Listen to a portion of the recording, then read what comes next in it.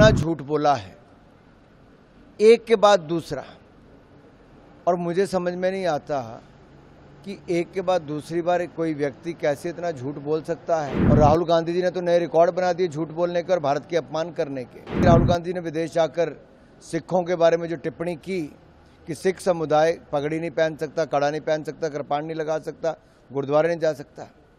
अरे सिखों का अपमान, हत्याएं कहीं पे हुई थी तो राजीव गांधी जी के दौर में 1984 में। कांग्रेस का हाथ भारत विरोधियों के साथ। साफ दिखता है कि इरादे कांग्रेस और पाकिस्तान के एक जैसे हैं। देखिए, जिस तरह से फारूक अब्दुल्ला जी दिल्ली में आके कुछ बयान देते थे, जम्मू कश्मीर में जाकर दूसरा बयान देते थे, इसी तरह से राहुल गांधी जी विदेश से बाहर जाकर दूसरा बयान देते हैं, घर में आकर फिर उस बयान से पलटने का काम करते हैं। सच्चाई ये है, जब जब राहुल गांधी जी का विदेशी दौरा हुआ, उन्होंने भारत को नीचा दिखाने का काम किया, देश का अपमान किया और इतना झूठ बोला है, एक के बाद दूसरा।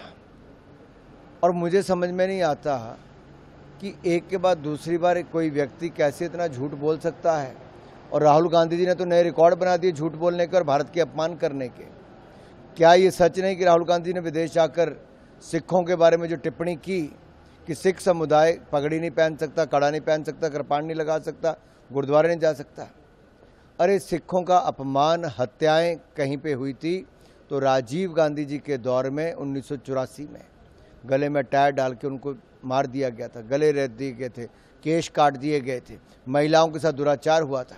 न्याय दिलाने का काम उसमें भी मोदी सरकार के आने के बाद एसआईटी गठन करके हुआ।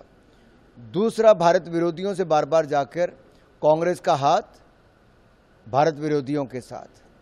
जिन जिन से इनकी मुलाकात हुई, चाहे चीन में जाकर हुई, भारत के अंदर चीन के अधिकारियों से हुई, या अमेरिका में जाकर अमेरिका के उस सांसद से जो भारत के खिलाफ लगातार एजेंडा खोल के रखती हैं और पाकिस्तान प्रेम उनमें दिखता है।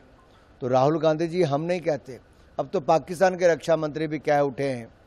साफ दिखता है कि इरादे कांग्रेस और पाकिस्तान के एक जैसे हैं, एक जैसी सोच है, लक्ष्य एक जैसा है। दिल्ली को आतिशी के रूप में नए मुख्यमंत्री मिल रहे हैं, आपकी क्या? मेरी शुभकामनाएं। बीजेपी कह रही है रिमोट कंट्रोल से सरकार चलेगी। पहले मनमोहन सिंह जी की सरकार रिमोट कंट्रोल से चलती थी, अब दिल्ली की सरकार जो आम आदमी पार्टी की है वो रिमोट कंट्रोल से चलेगी। हिमाचल में जो प्रवासी आ रहे हैं बाहर से, उनको लेकर के प्रदेशवासियों में काफ़ी रोष है, जगह जगह प्रदर्शन हो रहे हैं। लोगों का मानना है कि उनकी प्रॉपर वेरिफिकेशन नहीं हो रही है और बिजनेस अफेक्ट हो रहा है। देखिए, एक नहीं अनेक ऐसे मामले आए हैं और वहाँ पे सबूत भी सामने आए। एक एक आधार कार्ड के ऊपर 15 लोगों की दुकानें चल रही हैं, अलग अलग काम हो रहे हैं। अगर इस तरह के बातें अगर मीडिया, सोशल मीडिया में चल रही हैं तो सरकार क्या कर रही है? सरकार को पूरे हिमाचल के हर जिला में पूरी गहराई से इसकी जांच करनी चाहिए कि इस तरह की घटनाएं और कहां कहां पर हो रही हैं, इस तरह के झूठे प्रमाण पत्र कहां कहां बने हैं और जो बने हैं उनके खिलाफ क्या कड़ी कार्रवाई कर रहे हैं।